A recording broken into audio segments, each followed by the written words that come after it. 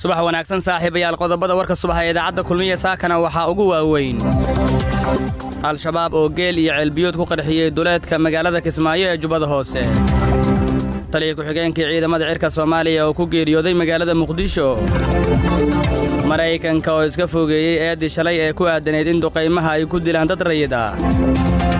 dowladda Soomaaliya oo sheegtay in la qabtay madaxii maxkamadda al-shabaab ee deegaanka Bariire gobolka Shabeellaha Hoose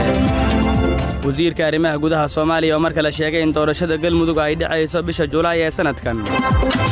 maamulka degmada Ceelwaaq Gedo oo sheegay in dowladda Soomaaliya ay bixisay amarka ay ciidamada Kenya kaga baxeen deegaanka Buusar dadkii lagu laayay New Zealand oo maanta la aasayo iyo qaramada midoobay oo sheegtay in 100,000 oo ruux ay saameysay duufaanta ku dhufatay dalal ku yaal Afrika madkala ku celi warbali waran maxaan kaaga waramaa xaaladda dalka ma run baad rabtaa mise been run baan rabaa been raad ma leh kulmiye ka dhageyso wayna ka hadaba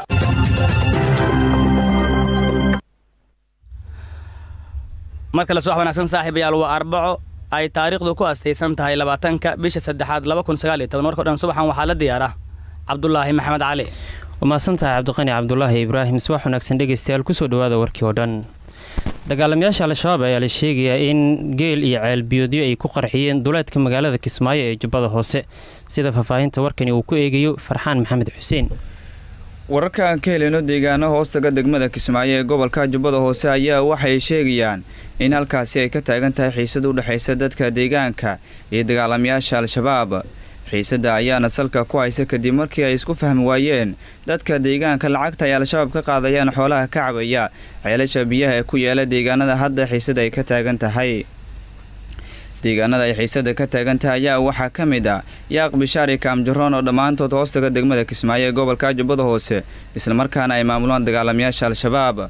sidoo kale dadka deegaanka waxay sheegeen in ceel ku yaala deegaanka Yaaq Bishaar ay al-shabaab ku aaseen miinooyin sidoo kale miinooyinka al-shabaab ay ku aaseen wadooyinka soo gala ceelka ayaa waxay la qaraxday ilaa iyo 2 neef oo geela halka uu dhaawac ka soo gaaray qof ka mid ah dadkii geela la socday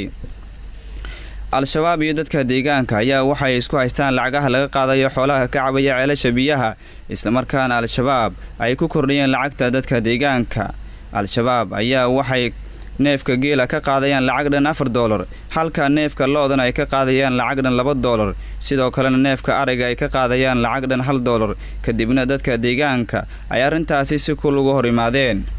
dadka deegaanka ayaa cabsi badan ka soo wajahday dagaalamayaasha al-shabaab isla markaana ka muujiyay cabsidaasi in wadooyinka ay isticmaalayaan xoolaha ay ku aasayaan dagaalamayaasha al-shabaab miinooyin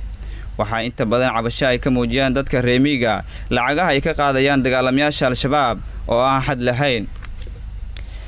taliye ku-xigeenka ciidamada cirka Soomaaliya ayaa shalay gelinkii dambe ku geeriyooday magaalada Muqdisho Yunis Duraan Cali ayaa siyaan baqaaday taliye ku-xigeenkii ciidanka cirka xoogga dalka Soomaaliya Generaal Maxamed Aadan Samatar ayaa xalay Muqdisho u geeriyooday xanuun in mudahayay generaalka ayaa la sheegay in muddooyinkii dambe uu la xanuunsanayay xanuun dhanka beerka ah oo intuu sadhiman loo qaaday wadamo badan si xaaladiisa caafimaad wax looga qabto balse ma suurtagelin xalay ayuuna Muqdisho ku geeriyooday generaalka ayaa waxay wada dhasheen fanaanka Xasan Aadan Samatar wuxuuna sidoo kale hayay generaalka ka sokow taliye ku-xigeenka ciidanka cirka xilka madaxasaadka ciidanka cirka مسؤولين كترسن دولة الدحيح وكمدي هاي وزير كجاشانك حكومة الصومالية حسن علي أمر دنبي أيه وحو كتعسيدي جيريدي كوتيمتريه كحجين كعيدا كعركة أو حالي مقدشو كوجيريو ذوحنا لا أجبريه إن حرستي كنا كورابيو جنرال محمد شيخ علي دبل بيلود oo ah taliyaha ciidanka cirka xoogga dalka Soomaaliya oo la hadlay idaacada kulmiye waxa uu ehelka generaalka iyo ciidanka cirka uga tacsiyadeeyay geeridii ku timid taliye ku-xigeenka ciidanka cirka sidoo kale generaal maxamed sheekh cali ayaa waxa uu ka sheekeeyay taariikhdii uu ka yaqaanay generaal maxamed aadan samatar oo muqdisho ku geeriyooday xalay generaal maxamed aadan samatar Allah uu naxariisto wuxuu ahaa taliye ku-xigeenka ciidanka cirka aawu fi bakhrikii uu geeriyooday laakiin muddo hadda aad buu jiraa waayaan هذا وحنا تحسين ودريا دمان سراكيل حيانك ألف الذي دبل يزيد الكير كي دمان خير هذا سمطر يا أغرابه ضمن يا الله هاي صبر إيمان الله نقصيه كتاب كي سميدك الله كسيه الذي الله صور هذه أنا قلنا كذا شيء تلاقي نوفت لي والله جرّا وباهي شيء وحق بيركه وهندي اللي ساحلي أنت شو جرّنا عليها بعد ما ورقي taliya ku-xigeenkayga ahaa aan aad iskugu dhaweyn markii hindii laga soo celiyo dhakhaatiirta xamar la keenay waa ii sheegeen oo waxay yidhaahdeen ninkan adigu ha u sheegin laakiin xaaladiisa naftiisa iyo teenada waa sima tahay laakiin rajadiisa ma fiicna waxaan ku walwalaynay waxaan ku fikiraynay inaan haddana bal turkiya kayna marka waxay yidhaahdeen meel kastood geysi waxba laga soo qaban maayo turkiya baa loo diray wuxuu ahaa waxyanaaniska lagu soo sameeyey ayaguna jawaabtii soo celiyeen marka tiisuu sugaya waqtigiina maanta caawa dhamaaday wallahi hadda ninkaana wuxuu ahaa dadkii un adigu 80-aadkii 70-aadii dhamaadkeedii kusoo biiray ciidanka oo leyla sargaal kasoo noqday ciraaq kusoo bartay sargaal wuxuu ahaa aad iyo aad dhinaca logisticada ama saadka aad iyo aad uga shaqayn jiray haddana wuxuu ahaa taliya ku-xigeenka iyo madaxa saadka labadaba waa isku hayay saraakiisha muddo dheer soo shaqaynaysay buu ahaa waa aad iyo aad u firfircoonaa kulleyba annaga waa tagaynaa anigoo taliyihii ahaa iyo saraakiisha kale iyo familkiisa intanaba waa tagaynaa waxaa saaka lagu wadaa in magaalada muqdisho lagu sameeyey jenaraalka aas qaran oo ay kasoo qaybgeli doonaan madax ka tirsan dowladda dhexe saraakiil ciidan iyo mas-uuliyiin kale. waa mahadsantahay yunis duraan cali. dowladda maraykanka ayaa iska fogeysay eedeymo ay dhowaan u soo jeedisay hay-adda Amnesty International kuwaas oo ku aadanaa in duqeymaha ay ka fuliyaan gudaha Soomaaliya ay ku dilaan dad shacab ah. maxamed axmed tuuryare ayaa faahfaahinaya. waaxda gaashaandhigga maraykanka ayaa diiday eedeymo ku xusan warbixin ay soo saartay hay-adda u dooda xuquuqda aadanaha ee Amnesty International taasi oo shaaca ka qaaday in duqeymaha maraykanku uu Soomaaliya ka geysto uu ku laayay dad shacab ah. taliska maraykanka ee qaaradda Afrika ee magaciisa Africom loo soo gaabiyo ayaa sheegay inaysan jirin waxyeello shacab oo ka dhalatay duqeymaha maraykanku uu la beegsado al-shabaab. qiimaynteena waxaan ku ogaanay in duqeyn ay fulisay Africom aysan ka dhalan khasaare shacab ama dhaawac ayaa lagu yiri war ka soo baxay taliska Africom.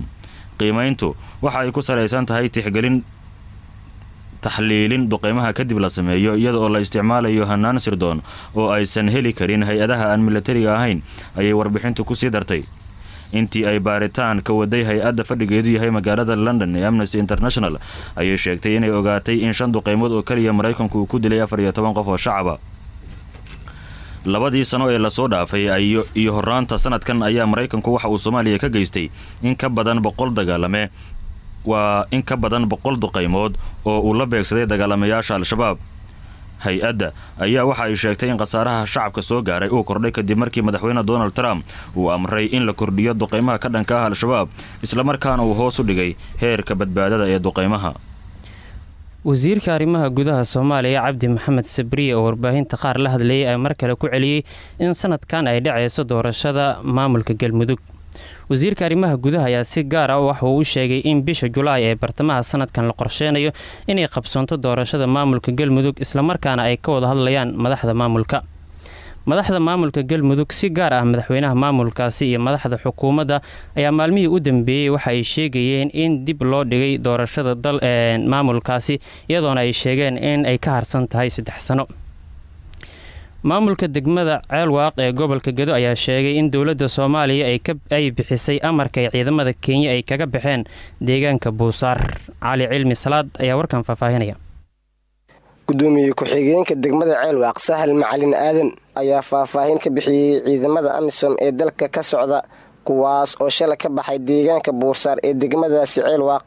gudoomiyaha ayaa sheegay in ciidamada AMISOM markii ay u diyaar garoobeen ka bixitaanka deegaankaasi ay u sheegeen maamulka Ceelwaaq waxaana deegaanka qabsaday al-shabaab oo aan markii horeba ka fogeyn sida uu gudoomiyuhu sheegay. sababta ka bixitaanka ciidamada Kenya ee deegaanka Buusaar ayuu ku sheegay amar kaga yimid dowladda Soomaaliya ee taliska AMISOM ee magaalada Muqdisho kadib markii cabsi dhanka amniga ah laga dareemay degmada Ceelwaaq ee gobolka Gedo. ciidamada AMISOM ee dowladda Kenya ka socday ka soo baxay Buusaar waa jirtaan ka soo baxeen muddo badanna way deganayeen horta magaalada hadda ku soo wajahayna daalaymo oo ay ku socdaan inkastoo ay iska jirto dhibaato biiraan fara badan ay jirto oo dadkii meesha deganaana muddo badan ay la noolaayeen dadka ciidamada AMISOM ay ku noolaayeen xilliga haddana hadday soo baxeen ay dadka aad usoo baxeen ayagana ay soo guureen oo inagu goortii ay diyaargaroobeen unbay noo sheegeen laakiin balanka hore iyo qorshaha gedigaas anaga maana weyn markii dambe oo ay yidhahdeen waa soo guurinen bay soo wargeyeen balankaas mid anaga ay noo sheegeen ma ahan markii ay diyaargaroon bay noo sheegeen oo yidhahdeen waa meesha ka soo baxaynaa inagu waan weydiinay amarkaas waa kol ayuu noogu yimid xagga dowladda dhexe iyo amisom ayuu noogu yimid bay nagu yeeray. ciidanka Kenya ayaa horay uga soo baxay deegaanka Faxfaxdhuun ee degmada Baardheere ee gobolka Gedo. dhammaan deegaanada ay ka baxeen ciidamada Kenya ee gobolka Gedo hadda waxaa maamula Al-Shabaab. Masanta Cali Cilmi Salaad oo warkaasi inoo faafahinay. warka subax ee idaacadda kulmiye ay dhageysanaysaan goordhow waxaad maqli doontaan akhbaaraadkii dibadda waanu geli doonaa balse waxaan ka hormarinayaa dowladda Soomaaliya ayaa sheegtay in la qabtay